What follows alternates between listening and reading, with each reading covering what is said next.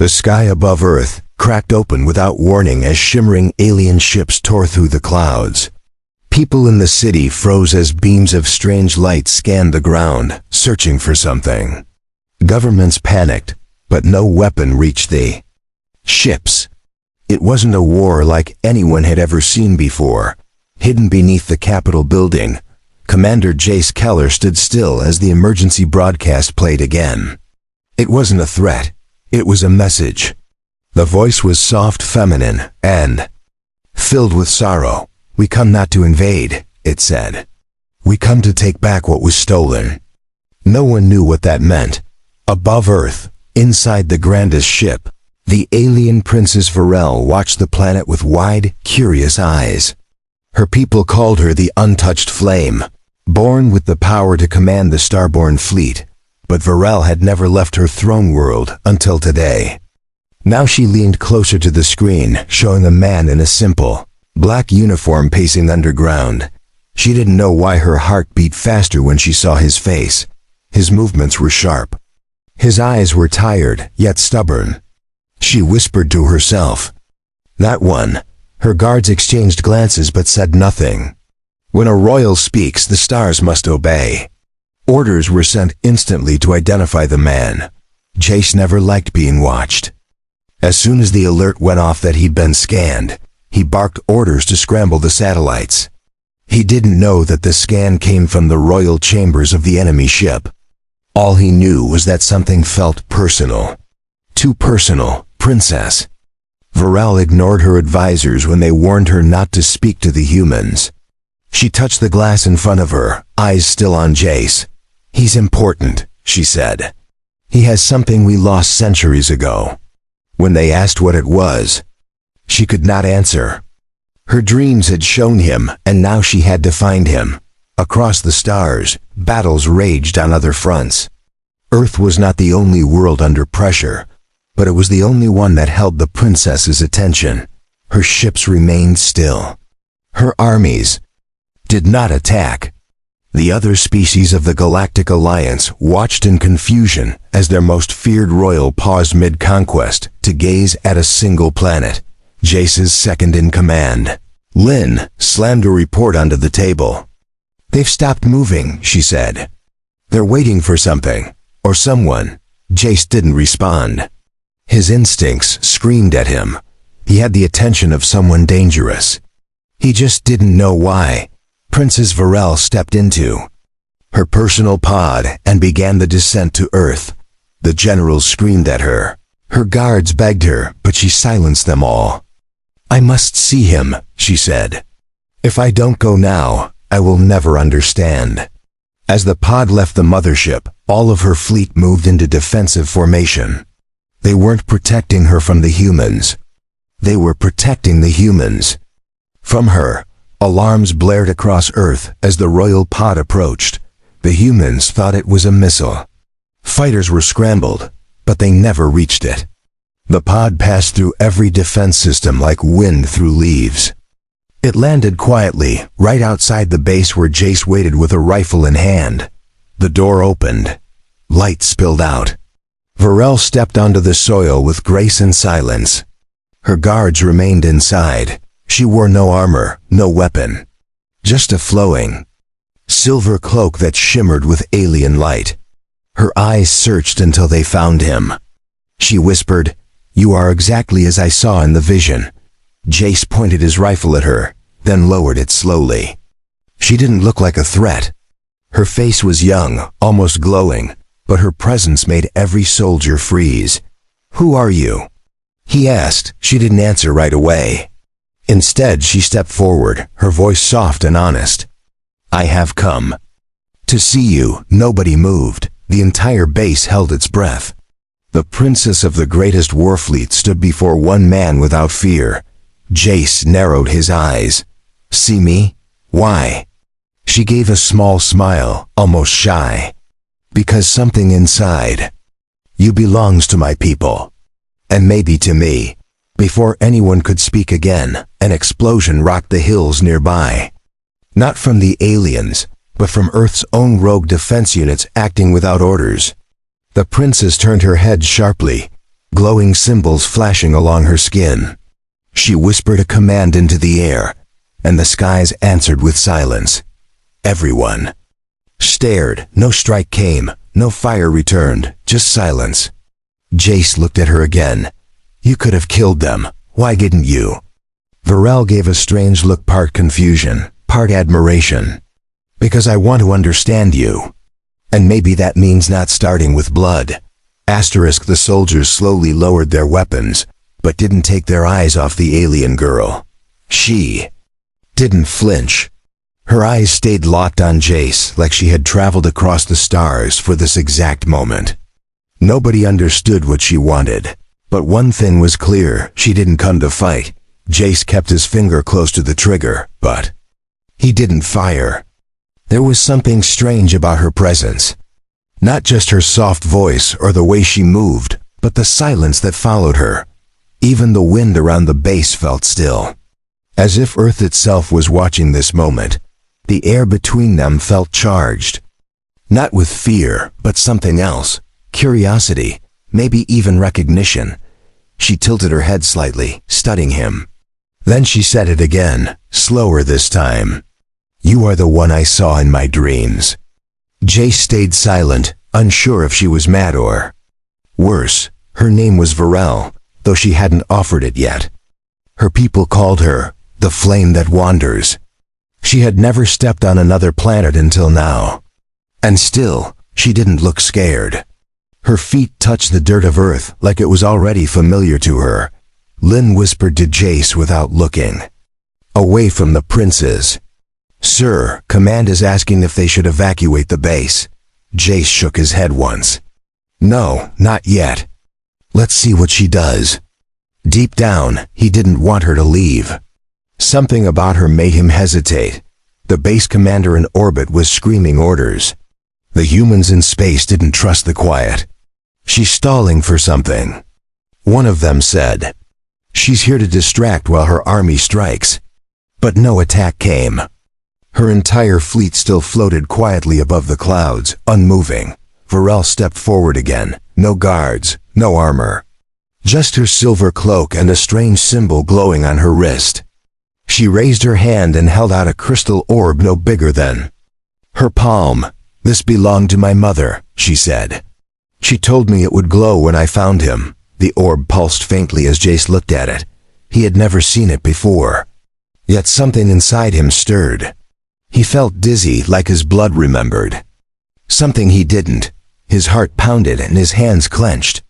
What are you trying to say? He asked slowly. Varel answered without blinking. I think you carry part of our lost history.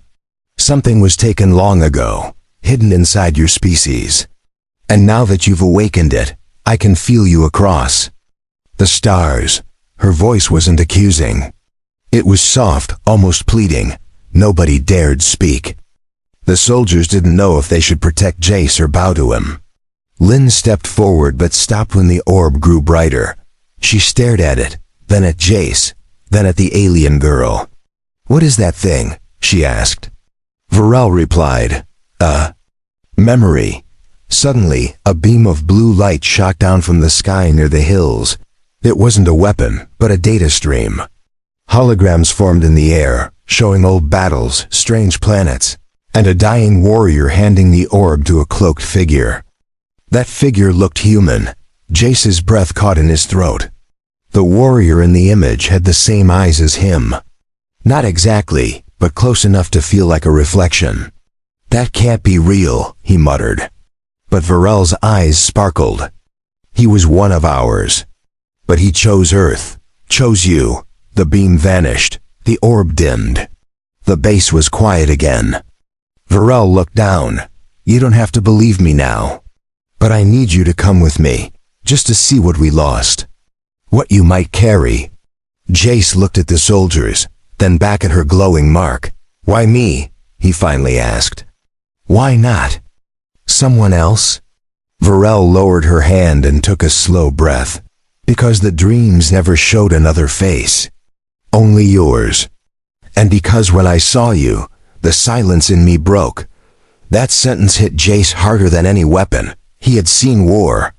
He had buried friends, but no one had ever looked at him like that. Like he was the answer to something ancient. He didn't know what scared him more, the fact she believed it or that he almost did too. He gave a slow nod. Fine, I'll go with you. But if this is a trick, if any of your people touch my world, I will burn your ship down myself. Varel gave the smallest smile. Then we both understand each other well. Jace stepped into the alien pod beside Varel, and the door closed with a soft hum. Inside, it smelled like lightning and flowers. The walls were smooth and pulsing with soft blue light. He didn't know where to look or what to say. She sat across from him, calm and still. From the outside, the pod lifted gently and soared upward like a feather in a stormless sky. Human radars tried to track it, but the signal vanished beyond their reach. Jace's people watched helplessly from the base, unsure if he was being kidnapped or invited somewhere beyond their understanding. Varel didn't speak during the flight. She watched him closely, not like a scientist studies a subject, but like someone staring at a piece of their past, long believed lost. Her hands rested quietly on her lap, but her eyes moved every time his chest rose with breath. The stars opened wide as the pod passed through layers of invisible energy. Jace saw flashes of color that didn't belong to any natural sky.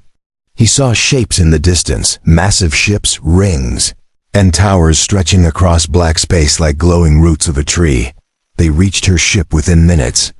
It wasn't a ship, it was a city floating above the earth. It was alive, humming with low-frequency vibrations. As the pod docked, soft lights guided them inward. No guards stood at the doors. No weapons aimed at Jace. He expected more fear, more tension. But instead, the ship greeted him like he was family. The lights followed his steps. The corridors bent around his path as if the entire vessel sensed who he was. Even Varel looked surprised at how the ship responded to him. A tall alien with silver skin and no mouth met them near the entrance hall. It spoke through waves of energy that entered Jace's head like gentle whispers. "He has returned," it said. "After all this time, the blood remembers." Varel lowered her head. In respect, Jace didn't understand what was happening. He turned to Varel. "What does that mean? What do they want from me?" She raised a hand to calm him. "Nothing cruel. Nothing forced. We only want the truth. And the truth lives in you more than it does in our archives." She led him into a chamber filled with glowing crystals and symbols floating in the air. Each crystal held pieces of history, moments frozen in light. Jace reached toward one, and it flashed, revealing a scene of a battle on a burning moon, and a soldier that looked just like him. The chamber reacted again, this time releasing a melody. The tones were soft and rising, like a forgotten lullaby, sung by a people who never expected to hear it again. Varel stepped closer. "It sings for you. Our core memory only activates when your DNA enters the room." His knees felt weak. He sat on the edge of a glowing step and ran his hands over his face. "I'm just a soldier. I've never been here. I've never been to any alien world before." Varel knelt beside him, her voice soft. "You don't have to believe it all now, but the stars do." She extended her hand toward one of the crystals, and a new image appeared. This one showed a tall alien warrior placing a tiny glowing stone inside the chest of a newborn human. The stone vanished beneath the skin, and the baby cried out as energy wrapped around it. Jace stared in silence. That can't be real." His hand moved to his own chest, as if checking for something buried. Varel didn't touch him, but her voice reached deeper than her hand ever could. "That child saved our people by carrying our last hope.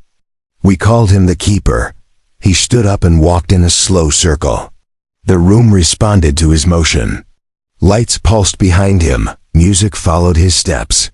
Varel watched, her eyes filled with something more than wonder, something like awe. "I trained my whole life to find you," she said softly. He turned sharply. "Why? What happens if I'm the Keeper?" She didn't look away. Then you are the bridge between your world and mine. Then everything changes, and I am bound to you by code and blood." Jace's face tensed.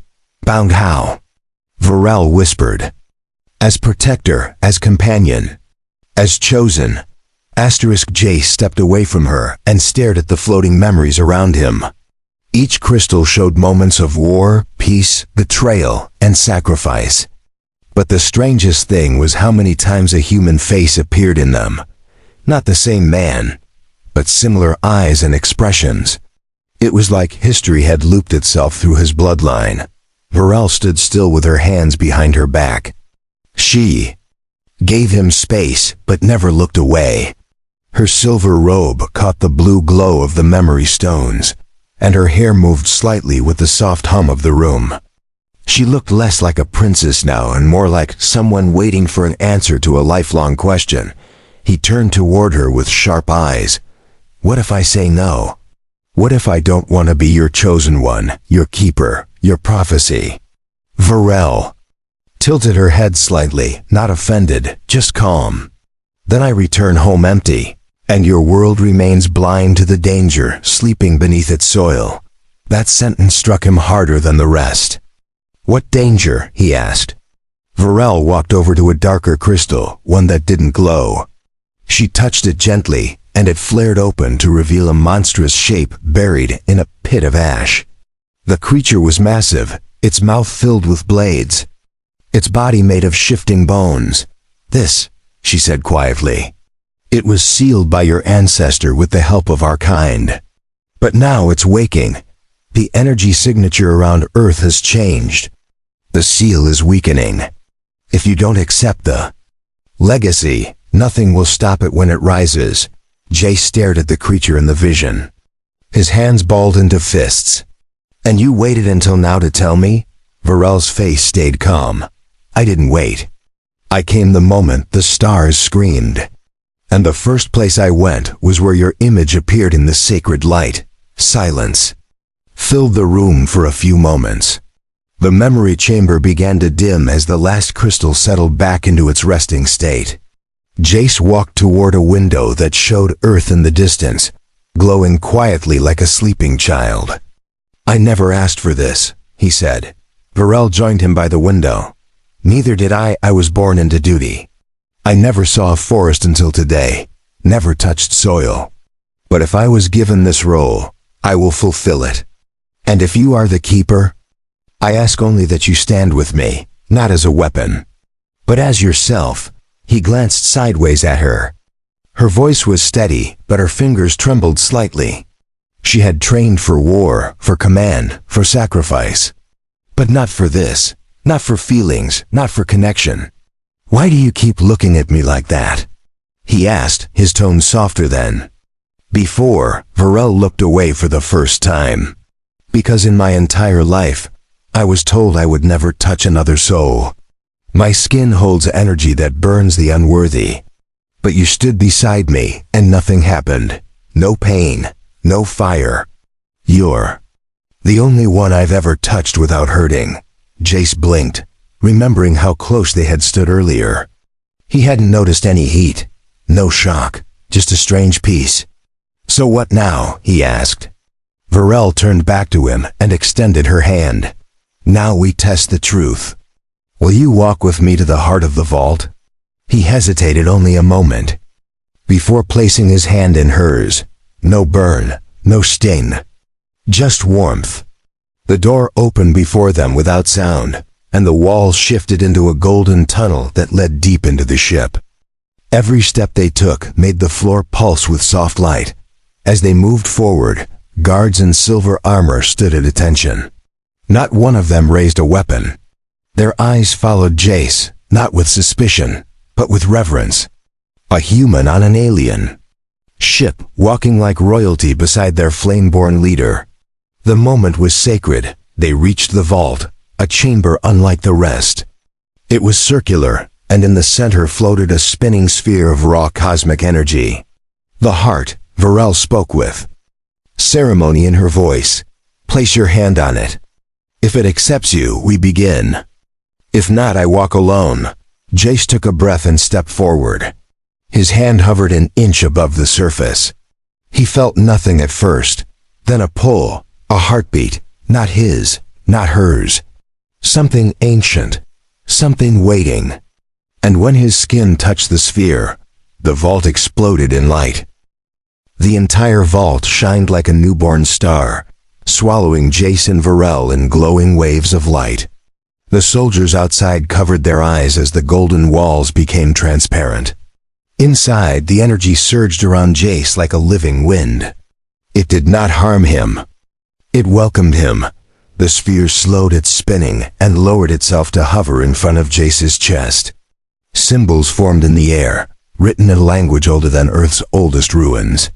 They rotated slowly, then stopped above his heart. The sphere pulsed 3 times and then sank into his body.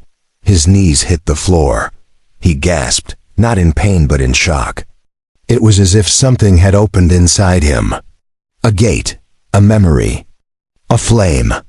His hands glowed faintly, and the marks on his skin shimmered like they had always been there. Hidden beneath time, Varel rushed to his side, but she didn't touch him. She waited, hands clenched, breath short. When his eyes opened, again, they were different. Not fully changed, but touched by something cosmic. He looked at her and said, "I remember a place with 2 moons and red sand." Tears filled her eyes, but she held them back. "That was my home before the exile. Before the seal was made, you were shown the origin. The vault has accepted you as the keeper." The room dimmed back to normal light, and the crystal floor cooled beneath their feet. Jace slowly stood, still feeling the pulse of the vault in his chest. "So what happens now?" he asked. Varel exhaled slowly. "Now you lead with me. We must travel to the place where the seal is buried. Only you can touch the gate. Only your bloodline can open it." He nodded once. Then his voice grew firmer. "And if we open it, what comes out?" Varel walked to the edge of the vault and activated a console with her hand. A projection appeared, showing a large black crater on Earth's surface, one that looked like a harmless valley. "That," she said, "is the cradle of the devourer. The creature sleeps inside a prison made from time and matter, but it feeds on fear, war, and unrest. And your world has given it too much lately. The cage is thinning. Soon it will rise whether we're ready or not." Jace stepped closer to the image. His jaw tightened. He recognized the valley. It was near his childhood home. He had hiked there as a boy, played in its shadows. "No one knows it's dangerous," he said quietly. "People camp there. Families live near it." Varel looked at him with sadness. "That's why we must act. But sealing it again is not enough this time. We must purge it, erase its core forever. That is something only the Keeper can do. And I must go with you to complete the rite. Our bond must be sealed at the gate." He turned to her. "Sealed how?" Her voice trembled slightly. "Through the rite of unity, a connection of soul and strength, a joining. We become guardians of the flame, not as strangers, but as one. If we fail, it breaks both of us. And the creature will consume not just Earth, but the skies beyond." Jace didn't answer right away. He walked in a circle, thoughts spinning. Everything he knew had changed in a day, from soldier to symbol, from human to keeper, from lonely to linked. He finally looked up at her and gave a slow nod. "Then let's end this before it begins." The return to Earth was quiet. The alien fleet parted like curtains in the sky as their pod descended. Varel remained close to him, though she said little. The bond was forming. He could feel it. Not in words, but in heartbeat, in breath, in silence shared. They landed on a rocky cliff above the valley. The sun was just rising, casting golden light across the trees and stones. Nothing looked dangerous. But Jace could feel it now, the vibration beneath the soil. The creature's breath, slow, growing. Varel stepped beside him and opened a small silver case. Inside was a blade made of living crystal and a ring with alien script. She handed the blade to Jace and the ring to herself. "We mark the bond with a cut and seal it with a vow. Are you ready?" she asked. Jace took the crystal blade in one hand and looked down at the sharp, glowing edge. It pulsed softly, not like a weapon, but like it was alive. He glanced at Varel, who now wore the silver ring over her finger. Her eyes were calm, but there was a storm behind them. They stood on the cliff as the wind picked up. The trees in the valley below moved like waves in a silent sea. Varel stepped closer and held out her hand. "Cut across my palm," she said. "Then I'll do the same to you. The blade will join our blood and bind our vow." Jace hesitated. He wasn't afraid of pain. He had bled before. But this was different.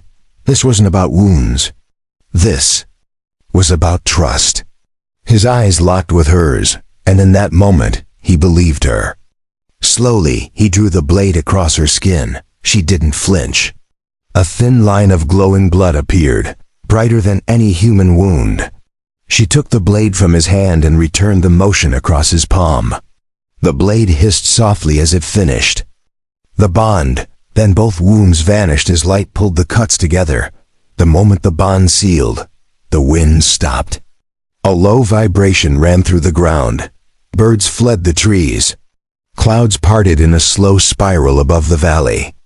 Jace and Varel stepped to the cliff's edge and looked down into the crater that had once seemed so harmless. The valley had changed. Cracks formed in the earth like veins of darkness. Strange roots pushed upward from the soil. The trees nearest the center had begun to rot, their leaves turning black and falling in spirals. The seal had weakened too much. Varel raised her hand and spoke in a voice filled with power. The ring on her finger glowed and sent a beam into the sky. From the clouds above, her mothership responded. A crystal pillar descended, connecting the ship's energy core to the earth below. Jace felt his blood heating.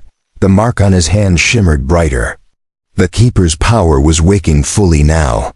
His memories came in flashes, not his own, but from those who came before. Ancient warriors, past battles, the making of the seal, and its one weakness. They began the descent into the valley, walking past rocks that cracked beneath their feet. Every step forward made Jace feel heavier, like the very air resisted him. But with each touch of Varel's hand, the pressure eased. She was his balance now. They reached the center of the crater. A flat stone platform rose from the ground, covered in symbols that shifted when Jace got closer. Varel stepped back and gave him space. "Only you can call the gate," she said. "I will hold the shield when it opens." Jace stepped onto the stone. The platform lit beneath his boots. The symbols rose like sparks and circled him. Then the ground split in a perfect ring. A door appeared, ancient and breathing. It opened slowly, revealing pure blackness and a sound that made the sky tremble. Devourer stirred. Its breath was cold and hateful. Jace's vision blurred as the creature's thoughts entered his mind. It didn't speak in words. It showed him destruction, worlds burning, children crying, skies broken. But he stood tall and raised his glowing hand. Varel formed a barrier behind him. The beam from her ship focused through her ring, channeling the energy into a field of light. "Hurry," she shouted. "I can't hold it long." The devourer reached toward them with claws of shadow. Jace stepped forward. He drew the Keeper's energy from deep within. His voice echoed across the crater. "You were sealed once by those who believed in peace. Now I finish what they began." Light burst from his chest, striking the creature and freezing it in place. The beast roared and twisted, but the energy overwhelmed it. Varel screamed as the barrier cracked. She fell to one knee, but Jace caught her hand. Together, they poured their power into the gate. The platform shook. The devourer howled and shattered into light. The light from the shattered devourer rose into the sky like a second sun. The clouds above twisted and opened wide as the energy scattered across the atmosphere. The ground beneath Jason Varel stopped shaking and the stone platform lowered gently back into the earth. Varel collapsed to the ground, her breath shallow. The barrier had taken much of her strength. Her ring cracked and fell off her finger, turning into dust as it hit the soil. Jace caught her before she fully fell and held her close, whispering that it was over. She opened her eyes slowly and smiled. "Faintly, we did it," she said. Her voice was weak but peaceful. Her skin no longer glowed as brightly. She looked more human now, more real. Her hair was tangled with dirt and energy residue, but her eyes still searched only for him. Jace helped her sit up as the sunlight broke through the swirling clouds above. The valley, once filled with darkness and shadow, now shimmered with clean air and soft wind. The rot had vanished. The cracked trees were growing green again before their eyes. The soldiers watching from the ridge above ran down toward them. Lynn was first, shouting Jace's name. But when she saw Varel in his arms, she slowed down. Her expression shifted. From concern to confusion. What happened here? She asked as she reached them. Jace looked at the healed crater, and then at Varel. "We stopped something ancient. Something buried beneath us that almost woke up. If we hadn't reached the seal in time, Earth would have been torn apart from the inside." Lynn stared at him for a moment, and then turned to Varel. "You really were telling the truth." Varel gave a weak nod. "Your world carries more than just life, it carries history. My people once believed your kind was a myth. Now I know why you were hidden." Medical staff from the base arrived with stretchers, but Jace waved them away. He picked Varel up himself and carried her toward the clearing. She didn't resist. Her head rested against his shoulder, and her voice came in a whisper. "The bond is complete. I am yours now." Those words hit him harder than the final battle. He had started this journey alone, a soldier who didn't trust aliens, didn't believe in fate. But now he carried the last princess of a fallen people in his arms, and her heart beat quietly beside his own. The ship above Earth descended slowly, not in war mode, but in peace. 1,000 small lights blinked across its hull like a welcome song. The mothership opened its gates, ready to receive its flame-burn ruler. But Varel didn't move. Her eyes remained on the human carrying her. They reached the edge of the base where soldiers formed a wide circle. Some saluted, some stared, none of them raised a weapon. Jace looked at Lynn. "She stays here, until she's healed. If anyone tries to take her without asking me, I'll stop them." Lynn didn't argue. She just nodded once and called off all defensive protocols. "We'll protect her, the same way she protected us." Varel smiled faintly from Jace's arms. "Your world is strange, loud, violent, but now it feels like home." In the following hours, the Council of Earth was alerted. Leaders from every continent demanded answers. The truth was shared carefully, only parts of it. Enough to calm panic, but not enough to stir fear. The valley was declared sacred ground, guarded by treaty. The next day, Varel awoke inside a human medical chamber. No machines were attached to her. Just soft lights, warm blankets, and the sound of birds outside the window. When she turned her head, Jace was sitting nearby, arms crossed, eyes half closed. He woke as soon as she shifted. "You're up," he said, standing and walking closer. She reached out to touch his hand. This time, no glow appeared. No strange symbols, just warmth. "You didn't leave," she whispered. He smiled slightly. "Didn't plan to." Varel sat upright in the medical bed with a blanket wrapped around her shoulders. Her breathing was stronger now. Her skin had regained its soft silver hue. But her eyes still stayed on Jace, calm and steady, as if looking away might break the moment. Jace stood by the window with his arms crossed. Outside, the human base bustled with activity. Drones repaired damaged areas, soldiers practiced drills.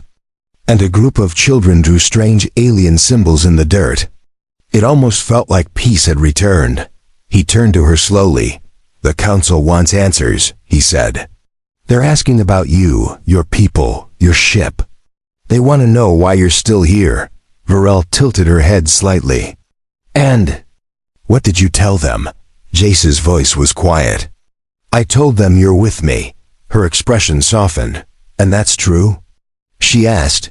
"You still want me here, even after everything?" He nodded once.